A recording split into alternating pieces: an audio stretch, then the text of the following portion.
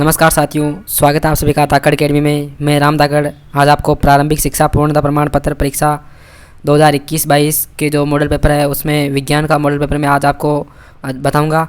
तो बने रहिए हमारे वीडियो में। और इसमें समय रहता है 2.5 घंटे का और पूर्णांक 80 नंबर का, वो तो आपको सभी को पता ही होगा। और कुछ निर्देश है वो भी पढ़ लेने चाहिए क्योंकि परीक्षा में निर्देश बहुत इंपॉर्टेंट होते हैं। तो सभी प्रश्न हल करने अनिवार्य हैं और प्रत्येक प्रश्नों के सामने अंक अंकित है, यानी कि अंक भी उसके सामने अंकित होगा। तो इस प्रकार से अपन RBSE जो 25 अप्रैल को अपना पेपर होने वाला है साइंस का, विज्ञान का, उसका अपन पेपर सॉल्व करेंगे। तो बहुत ही अच्छी तरीके से मैं प्रश्नों को आपके लिए प्रिपेयर करके PPT बना के आपके सामने प्रस्तुत कर रहा हूँ। तो अपना फर्स्ट प्रश्न है अपने पास, निम्न वस्तुनिष्ठ प्रश्नों के उत्तर दीजिए। यानी कि इसमें टोटल 10 प्रश्न है और एक एक अंक है। तो यहाँ की यानी कि अपने पास टोटल कितने अंक के प्रश्नों के, पहला प्रश्न हो गया 10 अंक का। तो यहाँ से अपन 10 अंक बड़ी आसानी से कवर कर पाएंगे। तो पहले प्रश्न का पहला प्रश्न है अपने पास, फसल के दानों को भूसे से अलग करना कहलाता है। यहाँ पर भूसा आएगा, भूसे से अलग करना कहलाता है। यहाँ पर क्या आएगा दोस्तों, थ्रेसिंग आएगा। क्योंकि सिंचाई क्या होती है, फसल को समय समय पर पानी देना सिंचाई कहलाती है। निराई भी खरपतवार को हटाना निराई कहलाता है। और फसल को बोना बुआई कहलाता है। तो इसमें सही ऑप्शन क्या हो गया अपने पास, थ्रेसिंग। तो भूसे को, दानों को भूसे से अलग करना थ्रेसिंग कहलाता है। दूसरा प्रश्न अपने पास क्या था, दूसरा प्रश्न अग्निरोधक प्लास्टिक का उदाहरण है। अग्निरोधक प्लास्टिक का उदाहरण यहाँ पर मेलामाइन हो जाएगा, ए ऑप्शन इसका सही हो जाएगा। इसी प्रकार से तीसरा प्रश्न अपने पास, निम्न में से आघात वर्धनीय नहीं है। अब यहाँ पर दोस्तों अपन जल्दी में क्या सोच लेते हैं कि आघात वर्धनीय है। यहाँ पर क्या होता है, धातु होती है, वो तो होती है आघात वर्धनीय, और अधातु होती है वो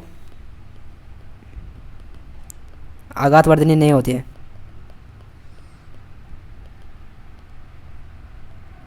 तो यहाँ पर अपने को प्रश्न को पूरा पढ़ के उत्तर देना है। यहाँ पर लोहा क्या है, धातु है तो ये आघात वर्धनीय है। एल्यूमिनियम क्या है, धातु है तो लोहा आघात वर्धनीय है। सिल्वर क्या है, धातु है तो आघात वर्धनीय है। इसमें क्या है, पेंसिल लेड है जो कि अधातु है। तो इसमें क्या आ जाएगा, इसका आंसर पेंसिल लेड आ जाएगा। तो आघात वर्धनीय नहीं है, इसका आंसर क्या आ जाएगा, ये पेंसिल लेड, सी ऑप्शन का सही हो जाएगा। इसी प्रकार से चौथा प्रश्न है अपने पास, नेप्थलीन की गोलियाँ बनाई जाती है। नेप्थलीन जो कि अपने कोल तार से बनाई जाती है, जो कि एक गंध वाला पदार्थ है। इस प्रकार से अपन 4 प्रश्नों के उत्तर देख चुके हैं। अब 5वें प्रश्न की ओर चलते हैं। 5वां प्रश्न है अपने पास, पृथ्वी का वह भाग जहाँ जीव पाए जाते हैं। अब यहाँ पर जलमंडल दिया हुआ है, भूमंडल दिया हुआ है, नभमंडल दिया हुआ है, जीवमंडल दिया हुआ है। अब जलमंडल में भी जीव पाए जाते हैं, भूमंडल में भी जीव पाए जाते हैं, नभमंडल में भी जीव पाए जाते हैं। जलमंडल यानी कि पानी के अंदर जीव पाए जाते हैं, भूमंडल जहाँ पर पृथ्वी की सतह पर हम जीव रहते हैं सारे लोग, और नभमंडल जो कि ऊपर पंछी वगैरह रहते हैं, पशु पक्षी।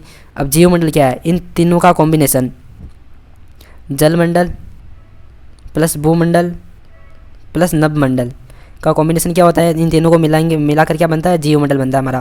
तो यहाँ पर इसका सही ऑप्शन क्या हो जाएगा अपने पास दोस्तों, सी ऑप्शन सही हो जाएगा।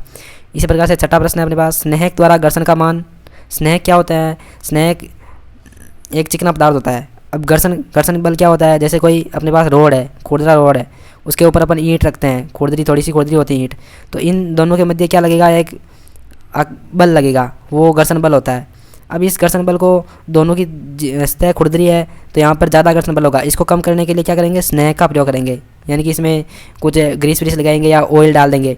यहाँ पर स्नेहक द्वारा घर्षण बल का मान कम हो जाता है, यहाँ पे कम हो जाएगा, बी ऑप्शन सही हो जाएगा इसका। 7वां प्रश्न की ओर चलते हैं, मध्य स्थिति के इधर उधर या आगे पीछे होने वाली गति को क्या कहते हैं। मध्य स्थिति कौन सी होती है, जैसे कोई भी अपने पास पेंडुलम है, ये मध्य स्थिति होगी इसके यहाँ पर, या तो यहाँ पर गति करने वाला और या इधर, इस गति को क्या कहते हैं, इस गति को कंपन कहेंगे अपन, आना जाना, इस गति को क्या कहेंगे, कंपन कहेंगे। इसी प्रकार से 8वां प्रश्न अपने पास, प्रकाश उत्सर्जक डायोड LED के साथ जुड़े लंबे तार को जोड़ा जाता है।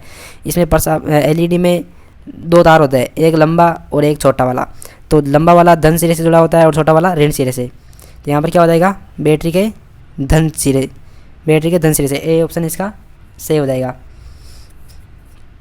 इसी प्रकार से अपन 9वें प्रश्न की ओर चलते हैं। 9वां प्रश्न अपने पास, 26 जनवरी 2001 को भारत के जिस क्षेत्र में बड़ा भूकंप आया था वह क्षेत्र था। 26 जनवरी 2001 को अपन दोस्तों आपको पता होगा तो गुजरात के भुज में एक बहुत बड़ा भूकंप आया था जिससे बहुत ही बड़ी हानि हुई थी। तो वो गुजरात के भुज में आया था। 10वां प्रश्न अपने पास, निम्न में से कौन सी गैस पौधागर गैस नहीं है। यहाँ पर भी दोस्तों अपने को कंफ्यूज करने के लिए नहीं आया है, पौधागर गैस नहीं है। इसमें कार्बन डाइऑक्साइड पौधागर गैस है, सल्फर डाइऑक्साइड पौधागर गैस है, मीथेन गैस पौधागर गैस है। अब नहीं आया तो यहाँ पर नाइट्रोजन इसका सही हो जाएगा, क्योंकि नाइट्रोजन पौधागर गैस नहीं होते, ये नेचुरली पाई जाती है। यहाँ पर इसमें पौधागर गैस में यूज़ नहीं होता इसका।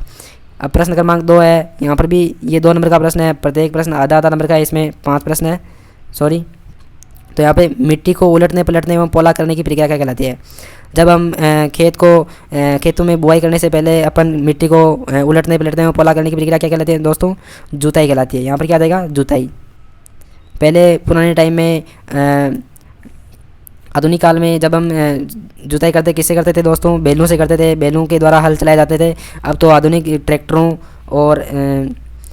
से कल्टीवेटर द्वारा जुताई होती है। दूसरा है खालिस्तान और खालिस्तान धातु नरम होते हैं, उन्हें चाकू से काटा जा सकता है। वे धातु जिन्हें चाकू से काटा जा सकता है वो केवल अपने 2 ही धातु है, पोटेशियम और सोडियम। पोटेशियम को हम कैसे डिनोट करते हैं और सोडियम को Na से। इस प्रकार से यहाँ पर ये इतनी महीन नरम होती है कि इनसे चाकू से भी काटा जा सकता है, जैसे पनीर वनीर काटते हैं वैसे काटा जा सकता है। खालिस्तान एक अप्रिय गंध वाला काला गाढ़ा द्रव होता है ना यहाँ पे। तो यहाँ पर मैंने पहले प्रश्न में दिखाया था कि अप्रिय गंध वाला एक पदार्थ होता है कोलतार, यहाँ पर आ जाएगा कोलतार। इसी प्रकार से चौथा प्रश्न है, किसी क्षेत्र विशेष में पाई जाने वाली स्पीसीज क्या कहलाती है दोस्तों, स्थानबद्ध प्रजाति कहलाती है, स्थानबद्ध प्रजाति। 5वां प्रश्न है, नर युग्मक एवं मादा युग्मक के द्वारा जनन को लैंगिक जनन कहते हैं। यहाँ पर खालिस्तान में आएगा संलयन। क्या आएगा दोस्तों, संलयन। जब एक नर जो कि मेल होता है और मादा फीमेल होता है, इसके दोनों के मिलने से यहाँ पर क्या होता है, संलयन होता है। इसके द्वारा एक नया जीव उत्पन्न होता है। तो यहाँ पर क्या होता है, संलयन के द्वारा। तो यहाँ पर आ जाएगा संलयन। अब प्रश्न के तीसरे की तरफ चलते हैं। प्रश्न तीसरा अपना अति लघु उत्तरात्मक प्रश्न, जो कि अपने ये भी 2-2 नंबर के प्रश्न हैं। अब यहाँ पर है, फलीदार पौधों की जड़ों की ग्रंथियों में पाई जाने वाले ग्रंथियों का नाम लिखिए।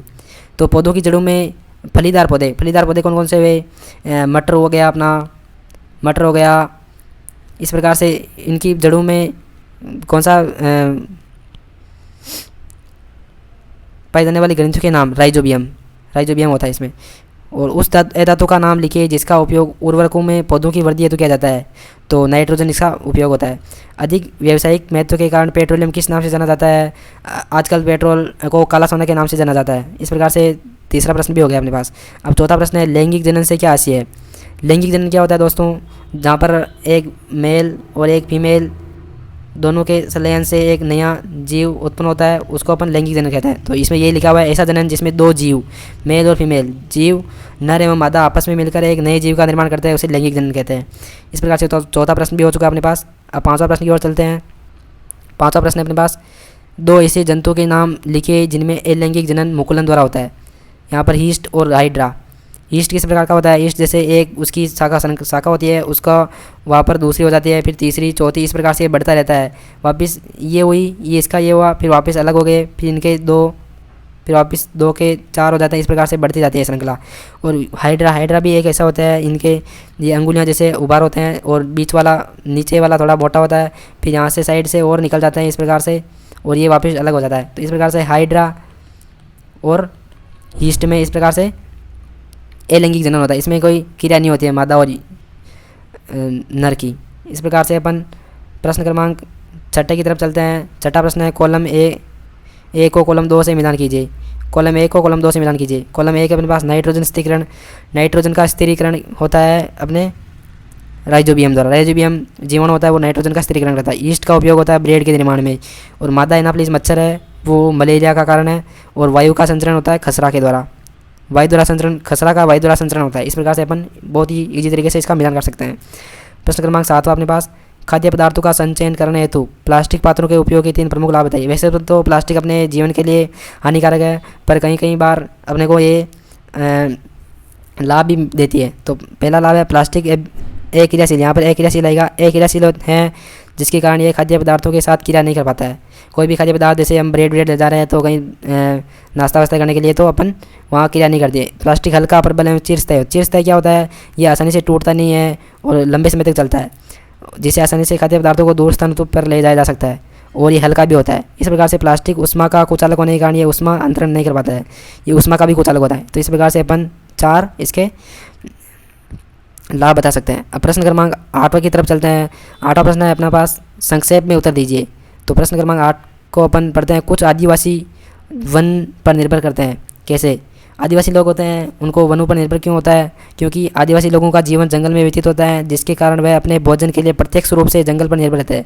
सारा भोजन खाना पीना का वो जंगल से प्राप्त करते हैं, तो जंगल पर निर्भर रहते हैं। अब दूसरा प्रश्न है, उन्मूलन के कारण और उसके प्रभाव। कारक और प्रभाव। उन्मूलन क्या होता है? वनों का नष्ट होना।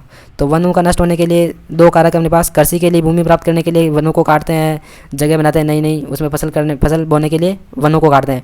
और दूसरा है घरों के निर्माण हेतु, नए इनोवेशन हो रहे हैं, घर बन रहे हैं, तो उनके लिए भी वनों को काटा जाता है। अब प्रभाव क्या होते हैं? वन को काट रहे हैं तो इसका क्या प्रभाव पड़ेगा? भूमि की उर्वरता में कमी आएगी और वायुमंडल में CO2 की अधिकता होती है, जो कि अपने मानव प्रजाति के लिए बहुत ही चैलेंज की बात है। इसमें अपना 8वां प्रश्न भी हो गया। अब 9वां प्रश्न अपने पास, अलैंगिक जनन की परिभाषा लिखिए। जंतु में अलैंगिक जनन के दो नाम लिखिए। अब अलैंगिक जनन क्या होता है? जिसमें जनक जीव नए संतति का एक ही जनक जीव। अलैंगिक जनन ऐसा जनन जिसमें एक ही जनक नए संतति जीव का निर्माण करता है। जंतु में अलैंगिक जनन का मुकुलन, विखंडन आदि द्वारा होता है। अलैंगिक जनन मुकुलन और विखंडन क्या होता है दोस्तों? मुकुलन विखंडन तो जैसे एक जीव है इसका 2 जीव हो गए, और मुकुलन में ये एक जीव है इसका और एक जीव बन गया। तो इस प्रकार से मुकुलन और विखंडन 2 अपने पास अलैंगिक जनन की विधियाँ हो गई। इस प्रकार से 10वां प्रश्न है अपने पास, व्याख्या कीजिए सर्पी घर्षण स्थिति घर्षण से कम क्यों होता है? यहाँ पर मिस प्रिंट हो गई, यहाँ पर स्थिति घर्षण आएगा। तो इस प्रकार से अपन स्थिति घर्षण को कम कैसे कर सकते हैं अपन यहाँ पे साथियों? सर्पी घर्षण गतिशील वस्तुओं को उनकी चाल में बनाए रखने के लिए आवश्यक बल है। सर्पी क्या है? गतिशील वस्तु है, जैसे कोई ये गतिशील वस्तु है, इसको चाल बनाए रखने में आवश्यक बल है, इसको ये यहाँ पर सर्पी घर्षण लगेगा ना। और जबकि स्थिति घर्षण विराम अवस्था में वस्तुओं को उनकी गतिशील अवस्था में लाने के लिए आवश्यक है। कोई वस्तु विराम अवस्था में है, इसको गतिशील लाने में के लिए कौन सा स्थिति घर्षण लाएगा, काम आएगा, के लिए आवश्यक बल है। सर्पी घर्षण में 2 वस्तुओं के मध्य अंतःबंधन गतिशीलता के कारण कमजोर हो जाता है, जिससे यह घर्षण बल स्थितिक से कम हो जाता है। इस प्रकार से अपन इसका आंसर दे सकते हैं। इस प्रकार से 11वें प्रश्न की ओर चलते हैं अपन। निम्न वाद्य यंत्रों के में उसको पहचानिए जो ध्वनि उत्पन्न करने के लिए कंपित होता है। अब ढोलक है, ढोलक में क्या होगा? ध्वनि उत्पन्न कहाँ से होगी? कंपित झिल्ली से होगी। और सितार में कहाँ से होगी? कंपित तार से होगी। और बांसुरी में कहाँ से होगी? वायु से होगी। तो इस प्रकार से अपन ये प्रश्न भी बहुत ईजी तरीके से कर सकते हैं। अगला प्रश्न है अपने पास 12वां, आग लगने के समय फायरमैन पानी के होज पाइपों का उपयोग करने से पहले उस क्षेत्र की मुख्य विद्युत आपूर्ति को बंद कर देते हैं। व्याख्या कीजिए कि वे ऐसा क्यों करते हैं? यहाँ पर क्योंकि पानी विद्युत का सुचालक होता है, अतः गीले पाइप लाइन में विद्युत संचार से विद्युत धारा प्रभावित हो सकती हैं, जिससे फायरमैन को झटका लग सकता है।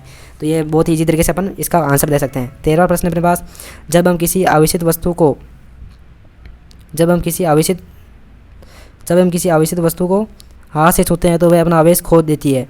व्याख्या कीजिए। यहाँ पर खो आएगा तो क्योंकि हमारा शरीर विद्युत का सुचालक होता है, जिसके कारण हम किसी आवेशित वस्तु को छूते हैं तो वस्तु का आवेश हमारे शरीर के द्वारा पृथ्वी में चला जाता है और वस्तु अपना आवेश खो देती है। हम जैसे कोई वस्तु है, यहाँ पे अपने ने वस्तु बनाई, ये वस्तु है कोई भी, और अपन यहाँ पे है, अपन इसको हाथ लगाते हैं तो यहाँ पर क्या होगा? वस्तु से आवेश अपने, क्योंकि अपन विद्युत के सुचालक है तो आवेश यहाँ से होता हुआ अपन धरती में चला जाएगा, तो क्या होगा? वस्तु का सारा आवेश धरती में आ जाएगा, तो वस्तु अपना आवेश खो देगी। तो इस प्रकार से ये क्रिया होती है। प्रश्न क्रमांक 14 है अपने पास, तारामंडल क्या होता है? किन्हीं 2 तारामंडलों के नाम लिखिए। आकाश में दिखने वाले तारों के समूह जो पहचानने योग्य हो उसे तारामंडल कहते हैं। जैसे आकाश में बहुत सारे तारे टिमटिमाते हैं इस प्रकार से, तो अपने पास सप्तऋषि भी एक तारामंडल हो गया, क्योंकि उनको पहचान सकते हैं अपन, उनकी कुछ एक स्ट्रक्चर होती है। उदाहरण के इस प्रकार हैं ग्रेट बियर, कैसियोपायो, लियो मेजर, और यहाँ पर अपन लिख सकते हैं सप्तऋषि मंडल भी अपन एक तारामंडल है। इस प्रकार से 14 प्रश्न भी हो गया अपने पास। अब 15वां प्रश्न है अपने पास, CFC का पूरा नाम लिखे, इसका उपयोग कहाँ किया जाता है, इससे होने वाली एक हानि का उल्लेख कीजिए। तो CFC है, इसका पूरा नाम है क्लोरोफ्लोरोकार्बन, और इस गैस का प्रयोग रेफ्रिजरेटर में किया जाता है। अपन फ्रीज लाते हैं, उसमें क्लोरोफ्लोरोकार्बन होती है, जिसके द्वारा अपन पानी ठंडा किया जाता है और सब्जियों को खराब होने से बचाया जा सकता है। इस प्रकार से CFC की हानि क्या है? ये गैस हमारे वायुमंडल में स्थित ओजोन परत को नुकसान पहुंचाती है। जो भी अपने फ्रिजों से अपन गैस बाहर छोड़ते हैं, उससे अपन ओजोन परत है O3 उसका डीके होता है, यानी कि वो से और ये उसका नुकसान पहुंचता है, जिससे सूर्य से आने वाली पराबैंगनी पृथ्वी पर आकर त्वचा संबंधी रोग को जन्म देती है।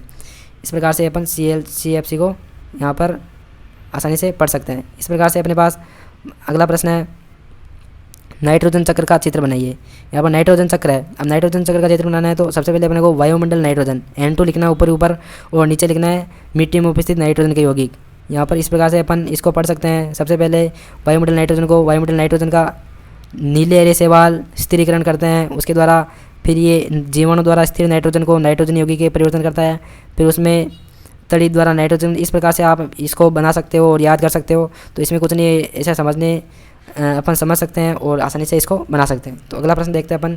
17वां प्रश्न है, राणा गर्मियों के लिए कमीज़ें खरीदना चाहता है, उसे सूती कमीज़ें खरीदनी चाहिए या संश्लेषित? कारण से राणा को उत्तर दीजिए।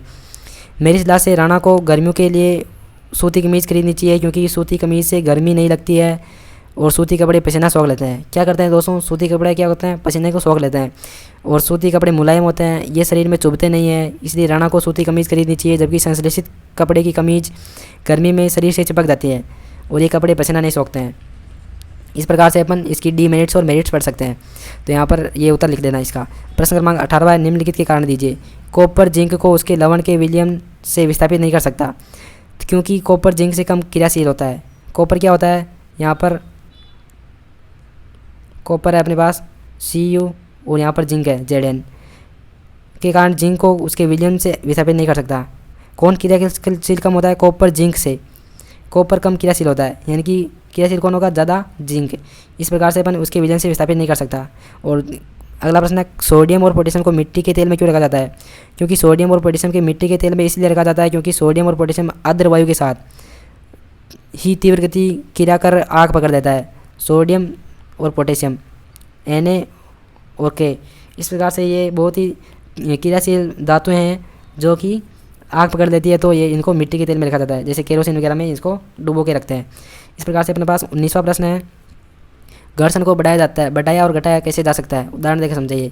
घर्षण बल मैंने समझाया था, एक सड़क और ईंट के मध्य लग रहा था घर्षण बल, उसको बढ़ाया जा सकता है निम्न प्रकार से। स्वचालित वाहनों और साइकिल की ब्रेक प्रणालियों में ब्रेक के पेड़ों का प्रयोग करके हम जानबूझकर घर्षण बल में वृद्धि करते हैं। यानी कि अपन जैसे साइकिल का टायर है, जैसे इस प्रकार से यहाँ पर अपन ब्रेक लगाते हैं, यहाँ पर 2 गट्टे लगे होते हैं, आपने देखा होगा। तो यहाँ पर गट्टे लगे होते हैं इस प्रकार से। तो यहाँ पर गट्टे क्यों लगाए जाते हैं, क्योंकि अपन जब कभी भी साइकिल को तेज़ गति से भगा रहे हैं और अपने को अचानक से रोकना हो तो ये गट्टे इसे साइकिल के टायर के चिपक कर घर्षण बल को बढ़ाकर ये इसको टायर को रोक सके। तो इस प्रकार से अपन ये यूज़ करते हैं। और दूसरा, अपने पास कबड्डी के खिलाड़ी अपने हाथों पर मिट्टी रगड़ते हैं ताकि घर्षण बल को बढ़ाकर अपने प्रतिद्वंदी को अच्छी तरीके से पकड़ सके। ये 2 अपन कारण दे सकते हैं घर्षण बल को बढ़ाने के लिए। अब घर्षण बल को निम्न प्रकार से घटाया जाता है। घटाना पड़ेगा, तो घटाने के लिए क्या करेंगे, कैरम बोर्ड में कैरम पाउडर छिड़कर, जैसे कैरम खेल रहे हैं अपन कोई भी, तो यहाँ पर अपन क्या करते हैं, कैरम बोर्ड में पहले से ही पाउडर छिड़क देते हैं ताकि वो चिकनाहट बनी रहे। चिकनाहट से क्या होती है, गोटियाँ हमारी अच्छा आसानी से यहाँ पर अपन निकाल सके। और दूसरा है, वाहनों के कल पुर्जों में स्नेक का प्रयोग करके। जैसे वाहन है कोई, अब यहाँ पर तो साइकिल के 2 पार्ट्स होते हैं। एक जगह पर तो अपन घर्षण बल को बढ़ाते हैं और एक जगह क्या करते हैं, यहाँ पर जो मिड में होता है वहाँ पर बियरिंग होता है। बियरिंग के अंदर अपन ऑयल वगैरह या ग्रीस डालते हैं जिससे कि घर्षण बल कम हो सके और पहिया आसानी से घूम सके। तो यहाँ पर साइकिल के 2 प्रकार से अपन समझ सकते हैं। अब प्रश्न अपना 20वां प्रश्न है अपने पास, लास्ट वाला। 20वां प्रश्न क्या बोल रहा है, विद्युत साधित्रों का कभी भी गीले हाथों अथवा गीले फर्श पर खड़े होकर स्पर्श नहीं करना चाहिए। विद्युत साधित्र क्या होते हैं, जैसे कोई विद्युत के उपकरण है, जैसे विद्युत से चलने वाली चक्की है, आटा पीसने वाली, गेहूँ पीसने वाली चक्की है, तो उसको अपन गीले हाथों से क्यों नहीं छू सकते हैं, या गीले फर्श पर खड़े होकर इसको क्यों नहीं छू सकते हैं, क्योंकि यह विद्युत का सुचालक होता है और हमने गीले हाथों से या गीले फर्श से खड़े होकर विद्युत साधित्र को स्पर्श किया तो विद्युत धारा जल से होते हुए हमारे शरीर पर प्रवेश कर सकती है, जिससे हमें जोर से झटका लगने एवं घायल होने की स्थिति आ सकती है। तो इस प्रकार से अपने को कभी भी विद्युत के साधित्रों को गीले हाथों अथवा गीले फर्श पर खड़े होकर कभी नहीं छूना चाहिए। तो आई होप ये वीडियो आपको पसंद आया होगा, और पसंद आया हो तो लाइक ज़रूर करें। इस प्रकार से मैं आपके सामने साइंस और मैथ्स के वीडियो लाता रहूँगा, प्रश्न पेपर हल सहित। तो ये प्रश्न पेपर आपको स्क्रीनशॉट देकर आप देख सकते हो, पूरा मैंने बताया है आपको। तो इस प्रकार से मैंने प्रश्न करवाए 20 टोटल। और थैंक यू सो मच दोस्तों, मिलते हैं नेक्स्ट वीडियो में।